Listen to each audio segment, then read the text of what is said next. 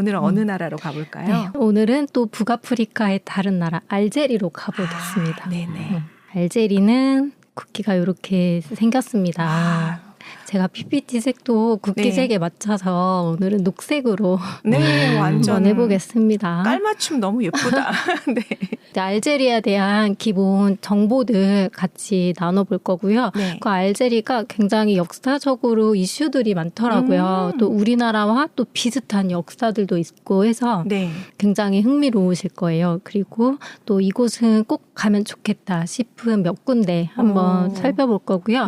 근데 알제리는 관광국가가 아니라서 국토가 넓은 거에 비해서는 그렇게 많은 곳이 있지는 않아요. 갈 만한 곳이. 그리고 마지막에 저희가 뭐 튀니지, 그다음에 모로코, 알제리 이렇게 북아프리카 3개국을 여행했잖아요. 그러니까 관련된 퀴즈를 한번 이제 나라를 얼마나 잘 아시는지 아주 쉽고 간단한 퀴즈들로 마무리를 해보겠습니다. 네, 좋습니다. 공부하는 게 티가 확 나요. 알제리의 정식 국명은 알제리 인민민주공화국이에요. 그리고 면적은 대한민국만 따졌을 때 20배가 넘습니다. 굉장히 넓은 나라죠. 네. 그리고 정치 구조는 대통령제이긴 한데 의원 내각제 요소가 있고 그리고 대통령제인데 아주 강력한 대통령제입니다. 그래서 입법부와 사법부로 예를 들어보면은 입법부 같은 경우에는 대통령이 의회를 해산할 수가 있어요. 해산할 수 있을 정도의 강력하고 그리고 이제 하원과 상원으로 나눠져 있는데 상원 의원의 3분의 1을 대통령이 임명을 할 수가 있습니다. 이거 독재 아닌가요? 제가 봤을 때 트럼프가 좋아할 것 같은데요? 그리고 사법부 같은 경우는 대법원장 같은 경우 우리나라 같은 경우는 국회의 동의를 얻어서 이렇게 임명을 하는 걸로 알고 있는데 국회의 동의가 필요가 없습니다. 그러니까 의원의 그러니까 그 내각제에 없고 대통령이 임명을 할 수가 있고 그다음에 징벌 같은 경우에 그거를 관장하는 최고의원을 대통령이 겸하고 있어요. 그러니까 대통령의 권력이 굉장히 막강하더라고요. 뭡니까? 그리고 인구는 우리나라보다 적습니다. 그러니까 4,600만 명 정도. 그러니까 인구 밀도가 굉장히 낮은 거죠. 국토에 비해서. 그리고 언어는 아랍어. 이제 이거는 외우셔야죠. 아랍어, 베르베르어. 외워야 되는 거였어요? 베르베르어. 베르베르어. 두 가지 언어. 그리고 이제 상용어로서 불어를 여기도 쓰고 있고요. 프랑스의 식민지였기 때문에. 그리고 종교는 이슬람교가 거의 대부분입니다. 그리고 이슬람교에도 수니파를 믿고 있어요. 이란이랑 사이가 안 좋겠네요. 그리고 인종은 이제 아랍인과 베르베르인이 있는데 이제 모로코도 베르베르인들이 꽤 많았잖아요. 거의 한 30% 정도였는데 알제리는 20% 정도 베르베르인들이 있습니다. 그러니까 베르베르어가 많을 수밖에 없겠네요. 대통령제 말씀을 드렸는데 올해 대통령 재선이 있었어요. 그래서 대통령 선거가 있었는데 재선이 됩니다. 그래서 두 번째로 이제 임기를 시작하게 되었고요. 95%의 득표율로 면임에 성공했다. 근데 우리나라 이제 매체는 저 말까지 붙였더라고요. 러시아 우선 푸틴이 87%인데 그거보다 높았다. 우리나라는 굳이 그것까지 강조를 했고 이제 외신들 같은 경우는 그냥 95%의 득표율로 대통령이 재선이 됐고 또 그랬기 때문에 긴장감이 없는 투표였다. 이렇게 너무하네. 근데 투표율이 되게 저조하네요. 그렇죠. 투표율이 저조하고 근데 이제 대통령이 그 헌법에 보면은 그러니까 1선까지 연임을 할 수 있는 걸로 나왔어요. 다음번 선거가 어떻게 될지 좀 주목을 해볼 필요가 있는 것 같습니다. 자, 1인당 GDP는 한 5,000불이 안 되는 걸로 나오고요. 화폐는 디나르를 씁니다. 똑같은 이름들을 많이 써가지고. 네, 맞아요. 이거 나중에 제가 말씀드릴 거예요. 디나르. 알제리 디나르를 쓰고 있고 전 알제리 디나르가 우리나라 돈으로 10,000원 정도 하는데 그 10,000원을 가지고 시장에 가면은 알제리 사람 3명에서 4명 정도가 먹을 수 있는 고기와 야채 그 정도를 할 수가 있다고 해요. 주요 자원으로는 아시다시피 뭐 원유나 석영가스 그 이외에 다른 자원들도 많이 있어요. 그 기후는 저기 지도에 보시면 북쪽 해안가는 지중해성 기후를 띠고 있어서 대부분의 사람이 다 저기에 살고 있고 그다음에 큰 도시들도 다 이제 북쪽에 위치하고 있습니다. 그리고 그 아래는 사막은 그냥 사막이요. 그래서 언어를 보면 저는 여기가 북아프리카가 다 아랍권이잖아요. 네. 그래서 다 아랍어만 쓰는 건 아니고 말씀드렸다시피 모로코나 알제리 다 베르베르어를 쓰고 있고요. 하지만 공식 언어가 적어있고 상용어는 이제 프랑스어를 쓰고 있습니다. 비즈니스나 아니면 고등교육으로 가면은 의학이나 과학이나 기술이나 이런 거는 이제 아랍어로는 교육이 힘들고 이제 프랑스어의 교육이 필요하다고 해요. 그러면 이제 우리가 베르베르 되게 많이 들었잖아요. 네. 네. 저도 사실은 베르베르인 베르베르 이런 거를 북아프리카 역사에서 이제 많이 보게 돼가지고 저도 좀 관심 있게 봤는데 저기 보시면 북아프리카 일대에 쭉 분포하고 있었어요. 옛날부터. 네. 저게 기원전 220년도니까 여기에 지금 아랍화가 됐는데 아랍화가 되기 전부터 이 사람들이 여기에 살고 있었던 거죠. 그래서 이 사람들의 언어, 종교, 문화 이런 것들이 아직도 많이 남아 있어요. 근데 베르베르어라고 하면은 이게 그리스어로 야만인 이런 뜻이 좀 약간 있어요. 그리고 우리가 게르만족 이런 거 얘기할 때 그 사람들을 좀 그런 이민족을 칭할 때 그런 말을 많이 쓰잖아요. 네. 그런 어원이 있어서 좀 약간 부정적인 이미지도 있지만 계속 베르베르인을 사용하는 언어로 쭉 사용됐기 때문에 이게 뭐 부정적인 의미가 있다 이거는 아니에요. 그건 네. 아니지만은 그 사람들은 아마지그라고 자신들을 부르거든요. 근데 이 아마지그는 자유로운 인간이라는 뜻을 지니고 있어요. 이 사람들의 언어로 북아프리카를 가실 일이 있다 그러면은 이 사람들의 문화를 이해하는 측면에서는 이제 아마지그라고 해주는 게 더 적합하다라는 말이 있습니다. 뉴욕 사람들을 양키라고 표현했었잖아요. 근데 그거를 프로야구 팀에도 그냥 갖다 붙이는. 네, 그리고 베르베르어 자체는 타마지그라고 일컫는 말이 있어요. 베르베르어가 모로코나 알제리에서 공식어로 지정된 게 2000년대 들어서거든요. 그러니까 원래는 공식어가 아니었는데 이제 베르베르인들이 이제 많으니까 이 나라도 이제 대통합 차원에서 이들의 문화를 이제 인정하고 존중하자라는 의미로 이렇게 언어를 공식어로 지정하게 된 거고 네. 튀니지 같은 경우는 이 베르베르인이 많지는 않은데 얼마 전에 거기에도 이 베르베르의 문화에 관련된 문화센터라고 해야 되나 이런 게 또 몇 년 전에 생기기도 했어요. 그러니까 점점 정체성을 좀 찾는 경향이 생겨나고 있는 거죠. 그러네요. 그러니까 튀니지 같은 경우는 페니키아인들이 만든 도시로부터 시작한 데고 지금 누미디아 나오잖아요. 네. 카르타고하고 전쟁할 때 계속 나오는 맞아. 국가거든요. 네네.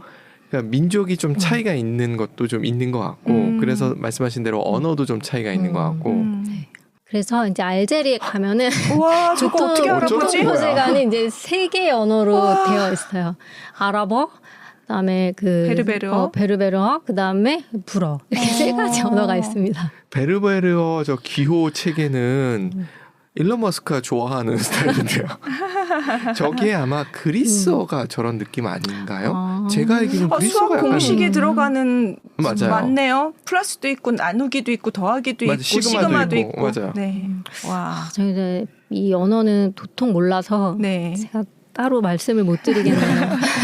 하여튼 표지판이 복잡하다. 네, 그리고 딱 보면은 좀 다르지 않나요, 확실히? 달라요. 네.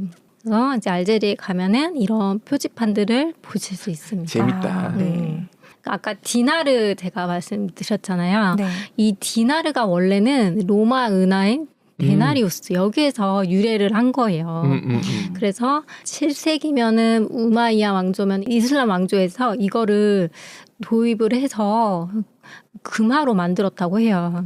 그래서 이슬람 제국이 영향을 미치는 뭐 지중해라던가 유럽이나 중동 뭐 이런 지역에 까지 이슬람 제국이 무역이나 뭐 경제를 다 영향을 미쳤잖아요. 근데 그 지역에 지금 이게 남아 있거든요. 그만큼 그때 경제 상황이 이슬람 제국이 얼마나 영향을 미쳤는지를 또 상징적으로 보여주는 예가 되기도 합니다. 그래서 뭐 알제리 디나르, 뭐 이라크, 뭐 튀니지, 리비아 다 디나르라고 이렇게 쓰고는 있는데 이게 또 홍화가 그렇다고 그 나라 가서 다른 나라 디나르 쓸 수 없어요. 다른 거구나. 달라요. 네. 다르고 이제 내가 만약에 알제리에서 여행을 해서 디나르가 남은 거예요. 네. 근데 그거를 반출할 수가 없어요. 그래서 원칙적으로는 다 공항에서 환전을 하고 가야 돼요. 그러니까 원칙적으로는 뭐 몰래 이렇게 하고 뭐 하는 거는 모르겠지만 하여튼 그래서 이거를 다 이제 달러로 환전을 한다거나 해가지고 나가야 됩니다. 신기하다. 그런 다음 다른 나라 가서 다시 그 나라 화폐로 환전해야 되고. 네. 제가 튀니지에 있을 때도 튀니지 입국할 때 달러에서 튀니지 디나르로 이렇게 환전을 하면은 그 사람들이 해주는 말이 그 환전표를 가지고 있어라 그런 말을 해줬어요. 그래서 나중에 나갈 때 남은 거를 또 환전을 할 때 요거 보여주면은 좀 더 뭐 그 제재하거나 우대까지는 아니지만 그래도 그거 가지고 있는 게 좋다 이렇게 얘기를 많이 들었었어요. 그 아래는 그 로마 시대 때 썼던 은화예요. 로마 영향이 크긴 컸군요. 네. 그리고 이제 여기는 알제리 디나르인데 여기 가족 사진이네. 아닙니다. 이 아주 중요한 사람들입니다. 그래요? 네. 이제 알제리가 프랑스의 식민지였다고 말씀드렸잖아요. 네. 그 민족해방 전선의 지도자들이에요. 독립운동을 했던 지도자들이에요. 그 사람들을 기념하기 위해 가지고 이렇게 한 거고. 근데 그 알제리의 정당이 사실 초창기에는 일당이었어요. 그냥 하나였구나. 네, 그거를 이끌었던 사람들이 이 해방하고 나가지고 바로 이 지도자들이 만든 정당이 계속 갔거든요. 그래서 민족해방 전선에 사람들이 계속 갔고 나중에서야 이제 2당으로 바뀌어요. 그리고 그 오른쪽에 있는 거는 이 독립을 하고 나서 이 알제리 디나르를 시작했거든요. 나중에 2년 지나가지고. 그러니까 그 전에는 프랑스 이 세파를 썼어요. 프랑을 썼어요. 그러니까 식민지 시절에 썼던 그 돈입니다. 그래서 두 프랑이면은 2프랑. 그다음에 생크는 5프랑. 이렇게 됩니다. 전혀 불어를 몰라서. 이락 운동이 뭐냐면 북아프리카 하면 아랍의 봄이잖아요. 네. 아랍의 봄 너무 유명하잖아요. 근데 알제리는 아랍의 봄이 그렇게 크게 지나가진 않았어요. 그 아랍의 봄 당시 알제리 모습이고요. 그다음에 2019년도에 있었던 이락 운동 시위할 때의 모습이에요. 완전히 다르죠. 네. 그때 있던 대통령이 그대로 있었어요. 그 아랍의 봄 때도. 있을 때도. 네, 그대로 있다가 다시 그 다음 선거 때도 재선이 됩니다. 네, 그 네 번째까지 하게 돼요. 그거는 모르겠어요. 그래서 이 대통령이 5선을 하려고 하는 거예요. 다섯 번째로 이제 다섯 번째 나오는 거거든요. 네. 그래서 이제 국민들이 나와서 시위를 하는 거죠. 5선은 안 된다. 그래서 오히려 알제리는 아랍의 봄 때는 그냥 좀 상대적으로 튀니지에 비해 조용하게 지나갔다면은 이때는 아주 전 국민들이 나와가지고 막 이 정도였어요. 그래서 시민 운동을 합니다. 그래서 결국은 5선 출마 못했어요. 아프리카에서 가장 큰 나라예요. 면적이. 근데 이게 원래 그런 건 아니었고요. 원래는 수단이 가장 컸는데 수단이 남수단으로 분리가 되잖아요. 그래가지고 이제 그 이후로 알제리가 이제 아프리카에서 가장 면적이 넓은 나라가 됩니다. 근데 면적이 넓기는 하지만 말씀드렸다시피 국토의 80에서 85%가 사막이에요. 저희보다 낫죠, 뭐. 70%가 산인데 뭐. 어느 게 나온 거지? 산이 낫죠. 산이 나오나요? 아니 요즘 여기는 사막이 가스 나오는데요. 맞아요. 그걸 태양광. 그렇군요. 네. 자, 요거는 무엇일까요? 알제리를 상징하는 사막여우. 네. 검색을 할 때는 사막여우 말고 페넥여우라고 검색을 해야 잘 나와요. 원래 명칭이고 이제 알제리를 대표하는 동물입니다. 그래서 뭐 작은 객과 여우 속에 속하는 야행성 동물이라고 나왔는데요. 이게 이제 북아프리카의 사막 인근에 서식을 하고 있어요. 그래서 리비아에서 모로코 사막 지대에 서식을 하고 있는데요. 보시면 귀 엄청 크죠. 네. 쥐인 줄 알았어요. 귀도 크고 꼬리도 일반 여우에 비해 깁니다. 그럼 왜 이 크고 길까요? 전 알아요. 더워서. 꼬리는요? 꼬리는 모르겠어요. 꼬리는 이제 밤 되면 사막이 춥잖아요. 네. 꼬리로 이렇게 휘감고 잔다고 해요. 이불이구나. 따뜻하게. 모피. 그러네. 그러네. 모피 감싸는 거네. 다양한 것들을 먹어요. 식물부터 뭐 곤충, 뭐 다양하게 먹기 때문에 영양분을 또 여러 군데서 섭취를 할 수가 있는 특징이 있는데, 자, 이거 축구를 좋아하시는 분이라면 귀엽다. 네. 축구 대표팀의 별명이 사막 여우들이라고 합니다. 그래서 저렇게 뭐 텀블러나 옷 같은 데도 이렇게 심볼을 넣어서 이용하기도 해요. 어린 왕자에도 나옵니다. 사막 여우 나오죠. 맞아. 근데 이 책에는 정확히 사막 여우다라고 딱 명시를 하지 않는데 꼬리가 길고 이렇게 귀가 크잖아요. 그래서 사막 여우다 이런 식으로 이제 사람들이 얘기를 하고 있어요. 그리고 이거 제 책이에요. 제가 찍어왔어요. 그렇구나. 이 어린 왕자가 이제 그 출판 연도에 따라서 이 앞에 표지가 조금씩 달라요. 근데 사막 여우가 없는 것도 있거든요. 근데 마침 제 책은 있었어요. 우와. 그래서 너무 반가운 마음에 그러네. 찍어서 가져왔어요. 주인공이 밀렸어. 근데 제가 알기로는 생택지 베리가 알제리에 왔다 갔다 했다고 들었던 것 같아요. 비행을 하면서. 근데 이 생택지 베리가 프랑스에서 사이공을 가면서 최고 속력을 얼만큼 낼 수 있는지 테스트를 했다고 해요. 근데 그 중에 이제 불시착을 해요. 속도광. 불시착을 하는데 이제 일부는 모로코라고 알고 있는데 또 리비아라고도 많이 알려졌거든요. 그래요? 사막이 리비아 사막이다. 그래서 거기에서의 경험을 이제 바탕으로 해서 더해져 가지고 이 어린 왕자가 탄생을 한 거죠. 그러면 그 어딘가군요. 왼쪽 사막 어딘가. 사하라 사막. 네.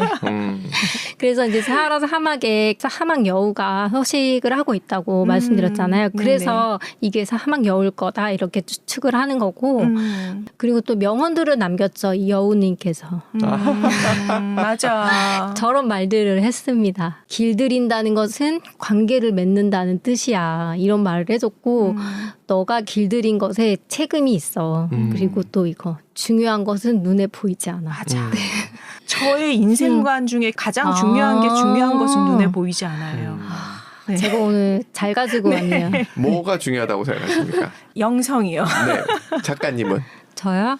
요즘에 조금 바뀌었는데 돈인 것 같아요. 네. 저도요. 돈도 눈에 안 보이는 거잖아요. 사실은. 그래요. 보이죠. 돈은 지폐? 네. 아까 우리 봤잖아요. 디나르. 그렇군요.